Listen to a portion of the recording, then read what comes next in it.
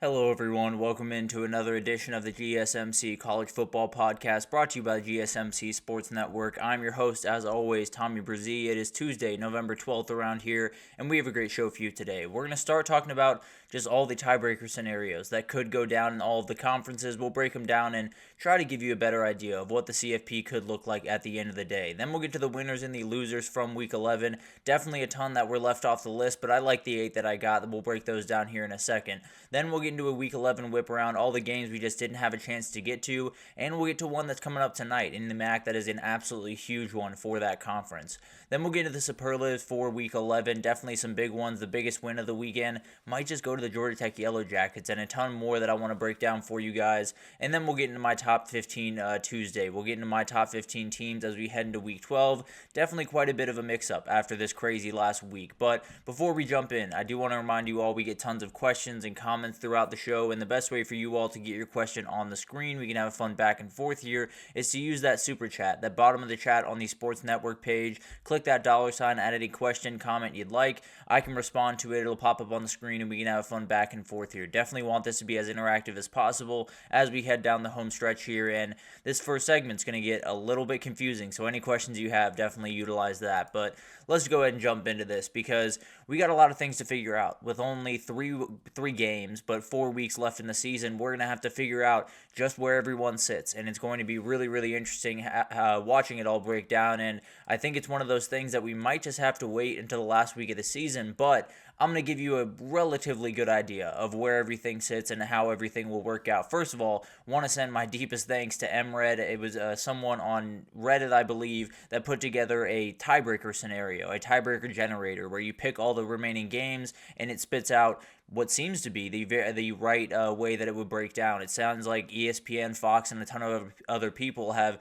taken notice of this and have said that he's doing it right. So really appreciate that, and that's what we're going to be using for this. Gave me a really good breakdown of everything. But in the SEC, this is going to be one of the conferences that is hardest to figure out for the CFP at the very least. It is going to be an absolute nightmare to try to figure out all of the craziness around this, and it's definitely going to be one of the more interesting conferences when it comes to the CFP at the end of the year. For the conference title, it's a little bit more simple. It's a little bit simpler. Now, it could get absolutely crazy, but let's just say if Tennessee wins this weekend, that makes it the easiest that it could possibly be, because it makes it much, much more likely that they just play the winner of the Texas A&M game. Obviously, if one of those teams loses, then things get a little bit more complicated again. But if Tennessee were to win, if A&M and Texas were to win up until that game, the winner of that game would play Tennessee. And obviously, if Tennessee didn't fall the rest of the way, kind of using, just using as the starters are going to win the favorites are going to win most of these games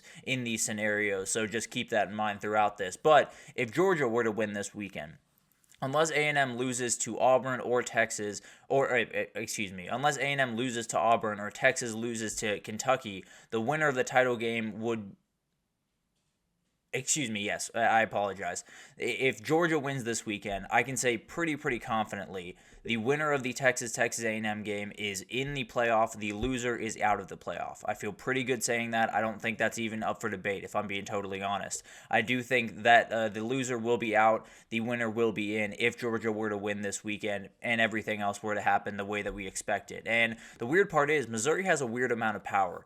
I do not expect them to get to the CFP by any means, but if they were to win out, they likely will not be in the SEC title, but they would keep LSU out. If they were to win out, go 10-2, LSU would not get a bid into the championship. If LSU were to win out and Missouri were to lose one or two the rest of the way, lose to South Carolina this weekend and possibly Arkansas or Mississippi State, then LSU could go to Atlanta, and LSU would still have a path to the CFP if they were able to win that game in Atlanta. So Missouri, although I don't expect them to be in the CFP or to be in the SEC title game, they have a weird amount of power to decide, is it Alabama that goes or is it LSU that goes? Because of the opponent winning percentage, it would change quite a bit for those two teams if Missouri went one way or the other. So definitely something to watch there. LSU still has the very slimmest of paths to the CFP, but for the CFP, I think it's going to be really interesting to watch. You have four teams that are minus odds right now, and those are the four teams, or not those four teams, excuse me. The cleanest way for this to go down, if I'm being totally honest, is Tennessee wins this weekend. They win out. And then possibly Texas wins over A&M. And then you would have two 11-1 teams, Texas and Tennessee. You'd have two 10-2 teams in the SEC, Ole Miss and Alabama. Those would be your four teams. That would be pretty easy, and then you'd pick four from the Big Ten. You'd figure out what the rest holds. But if there was a little bit of an issue and Tennessee were to lose this weekend, then you have the door open for possibly five teams, which is going to be really, really interesting to watch. I think Texas, although they have the best odds right now by a pretty comfortable margin, I think if they lose one more game, they're out. I'll be totally honest. I don't think that schedule is near tough enough for them to be able to hold on to that for as long as they want. So I think even if they lose to A&M at the end of the year, Texas will not be in, and then someone else will take that spot. But as of right now, I'm pretty comfortably betting there will be at least four SEC teams in there. I think there's a world where there is five. If Tennessee wins this weekend, that probably knocks that down quite a bit, but definitely something to watch as we get on the rest of the season. LSU's still technically in it. I have a feeling I missed Tennessee in here. There's a chance, there's almost definitely I missed Tennessee in here. I'll be totally honest, because there's no way Tennessee is not on this list. But another team to watch, obviously, if they win this weekend, then they're almost definitely in the CFP, and they very well could be in Atlanta at the end of the year. So the SEC is okay. If Tennessee wins this weekend, it'll be a lot more digestible. If they lose, then we'll deal with that craziness when it comes. But 4 or 5 teams seems to be where the SEC is going to land at the end of this thing. And then you got the Big Ten, a lot more straightforward, which makes things a lot easier. Barring any craziness around Ohio or around Oregon the rest of the way, the winner of the Indiana-Ohio State game is going to play them in the title game. Pretty much plain and simple. Nothing's going to change unless Oregon totally falls off a cliff and loses the next 2 games, because they can afford to lose one and still find their way into the championship game. And then if Ohio State wins, it will be them. If Indiana wins, it will be them. If Oregon loses to Wisconsin but beats Washington, they'll be totally fine. They'll still be there. Now, Penn State is unlikely to make it happen. They would need a little bit of help from Michigan at the end of the year for Ohio State, because say Ohio State beats Indiana but then loses to Michigan, then Penn State would be the team that goes. So Penn State still has a path to get to the championship game, but definitely not the team that is in the best spot. And Indiana's probably not going to the title game, almost definitely not going to the title game if they lose to Ohio State. No doubt about that. Their common opponent win percentage would not be nearly as good as the other 3 teams. They would be out. And then for the CFP,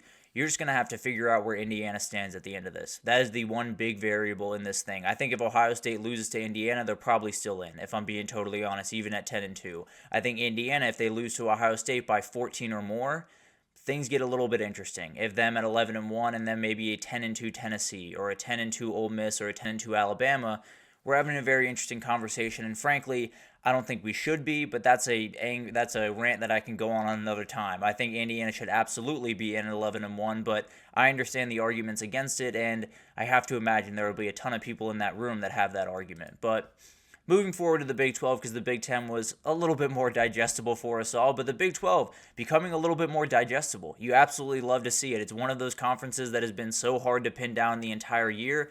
Now we're starting to pin it down. BYU, you can afford another loss, plain and period. You can lose one of the next games against one of the teams coming up. I believe they play Kansas this weekend.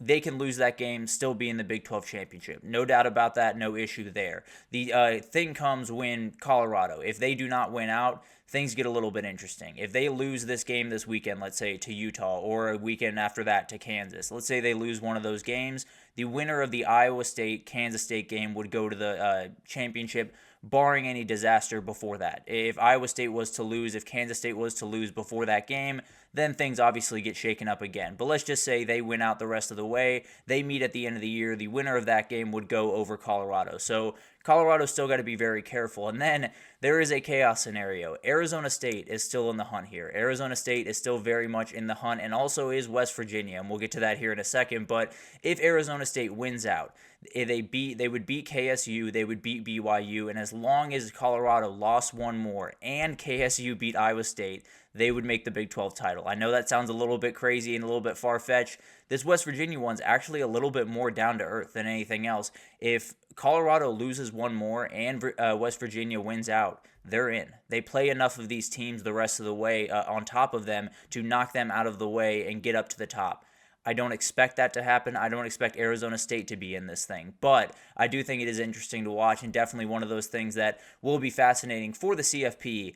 It's going to be whoever wins this conference. I'm having a hard time seeing multiple teams from this conference getting in, barring any disaster around Notre Dame or around the SEC or around the Big Ten. I do think it's going to be one team. I hate to say it because I think a 12-1 BYU probably would have earned their slot, but at the end of the day, with all of the craziness going on around them, it's probably just whoever wins this thing. So Colorado is the favorite to win it right now. BYU right behind them. We'll see what happens with Kansas State and Iowa State. Literally, their odds are the rest of the way, really. The odds are the exact same for making the CFP and winning their championship. So Kansas State, Iowa State, Arizona State, and Washington and West Virginia have no shot to make it if they don't win the championship. Colorado and BYU technically still have a very slim shot if they don't, but I don't expect it from either of them. So whoever wins it is going to be in a really good place. Obviously, BYU and Colorado are in the driver's seat right now, but Kansas State and Iowa State, that can change in a hurry if Colorado were to drop one of the games here coming up. But moving forward to the ACC, this one, let's just start with the elephant in the room. If if Miami were to win out and Clemson were to win out, Miami goes. No doubt about that. That's the tiebreaker. Miami would win out that way. They would go to the championship game. So Miami, you got one for free. You got a loss for free. Now you got to move forward, win the rest of the way, and you will be more than fine. Clemson, they're going to need another loss somewhere. I think if SMU were to lose and they were to beat Pitt, then they would be in a good position to possibly jump over them because of the common opponents, but definitely something to watch. SMU has a pretty comfortable path the rest of the way, so I'm not necessarily expecting that to happen. They're probably going to need another loss from Miami and then be able to beat Pitt this upcoming weekend. Pitt can make the title game if Miami falls once more and they win out, because they would not have played either of those two teams, and they would be in a position where SMU would be the only team that they have played among that group. So they would be in a pretty good position. I think Louisville's still alive in some very technical circumstances. If Pitt were to beat Clemson and then lose to Louisville, Louisville will be alive. So there's still a lot of craziness there, but I'm pretty much going to cut it at those top three teams. I think it's pretty unlikely that anyone else really gets into the hunt. So who would make the CFP? It's the winner of the conference. Again, I can't imagine it's going to be any different. Miami, if they win out the rest of the way, they'll be 12-1. SMU will be 11-2. They're not getting in at 11-2. If Miami loses, they'll be 11-2. They're not getting in at 11-2. I'm just being totally honest. So as of right now, this is the path forward for the ACC. Whoever wins it is likely in. The Big 12 and the ACC are probably one-bid conferences. As kind of frustrating as that might be for a lot of people, that's probably the case, and we'll get into that throughout the next couple of weeks and see if that changes a little bit. Maybe there's a little bit more opening than I'm thinking right now, but with Notre Dame in the picture, it makes things a little bit sketchy for those two. But going to the group of five, it's still Boise State leading the way. It's still Army right there. Louisiana finding their way into the hunt. Western Kentucky and Jacksonville State's odds went way down this past weekend, so maybe there's a little bit of an opening there. Who knows? But as of right now, the only way that they get two in is if Notre Dame falls out, and then it's a 13-0 Army. Or Notre Dame would fall out in that scenario, to be fair, but a 13-0 Army and a 12-1 Boise State. That's the only reality.